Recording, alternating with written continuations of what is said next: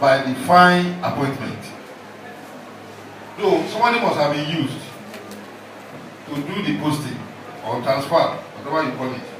But then, it is God that behind it all. That's why whatever work we are doing, whatever service we are rendering, is unto God. And I want to tell us the goal of the FCT Secondary Education Board, the mandate. If you go to serve, you will see the vision and mission statement.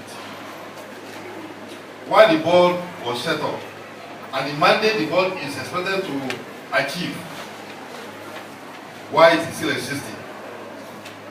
And the major issue there is to train our children between the ages of 15 and 18 to be useful in life, to be useful to themselves, and then to prepare them for higher education.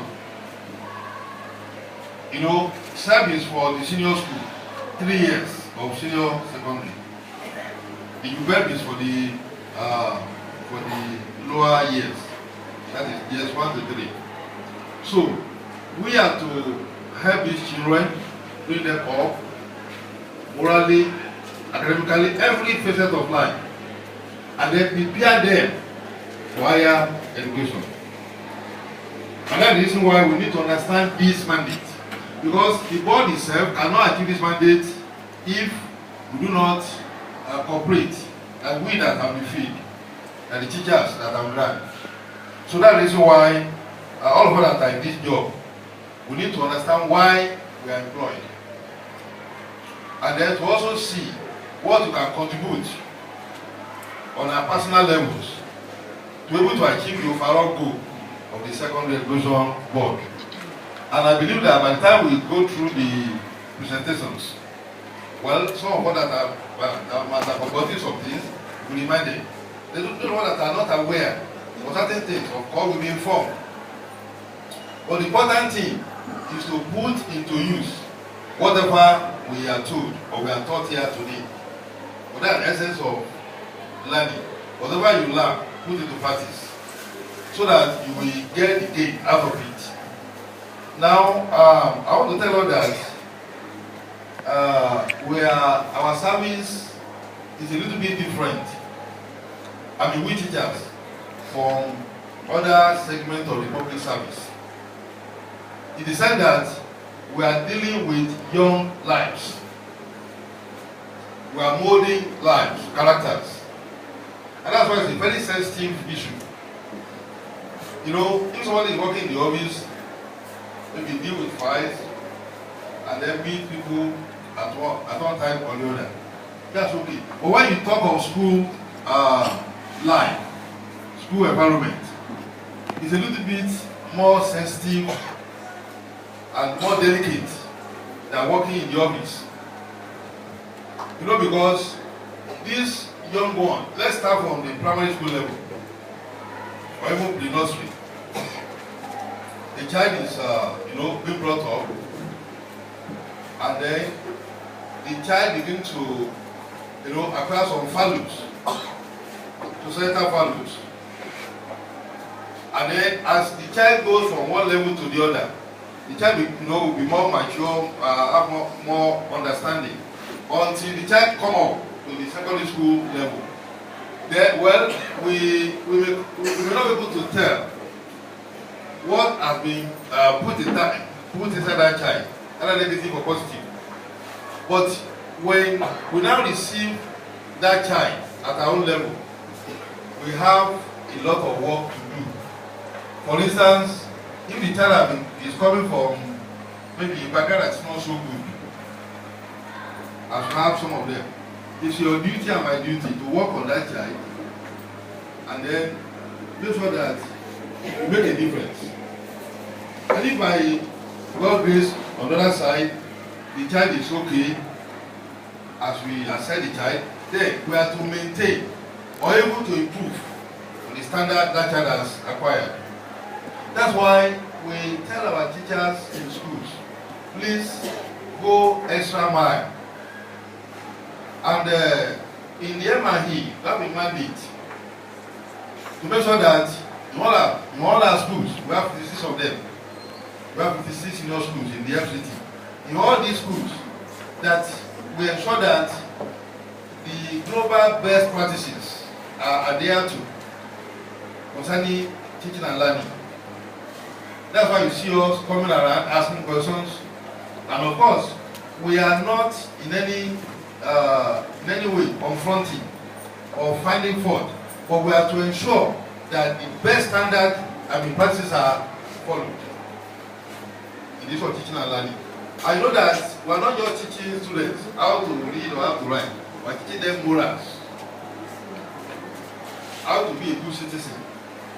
Like when someone that didn't go to school, and someone that go to school, when they stand side by side, there should be a difference between the people that go to school and the one that didn't go to school. We are doing all this in order to ensure that they have a good future. Now, there was a problem in one of our schools in the city just some weeks back. Meanwhile, before that time, our colleagues that are covering that area, they have been bringing negative reports about that school. It's on record. And it's like, what's the problem? Then, as it happened, my HOD went to that school, I think the first week of resumption. And then, she found that school in a mess. It's organized. There was no control, there was no orderliness. She was surprised. So when she came to the office, she happened to meet the DD school services. So what are we going to do? Look at the social and plan of grant on this particular school. Well, I mean to maybe make the director to be aware, but they said before that, let's see what we can do. So we went there the following day, 4 of us, the 2 of them, another DD together with myself.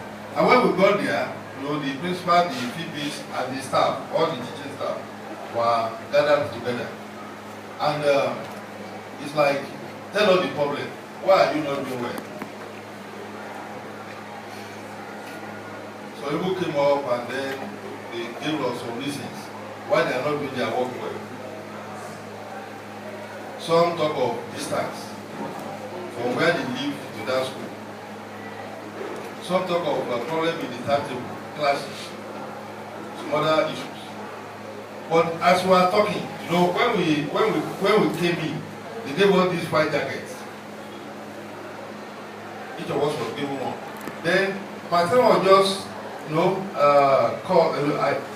looked at the white jacket and I saw something written, the motto of the school. Say, unity we stand. That, you know, kept me thinking, the unity we stand. Is there any unity in this school? When there is unity, things will not be like this. Then that now made me to look up to the VP and say, please, write out your visa and missions statement for me. I want to see it. While we are sitting down. So she went out and wrote it and brought it. When I look at it, it's another, you know, surprise.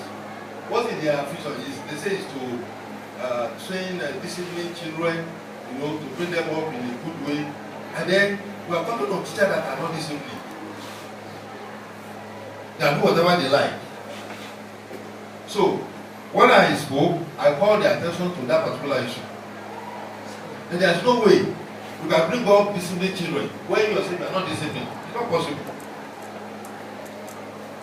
And, you know, we talk to them, advising them, and of course, giving them the warning that if anything negative come out from that school again, whosoever is involved will not go free. And while we were there, the director called the DD school services. She needed his attention, and when he wasn't in the office, she called him on phone.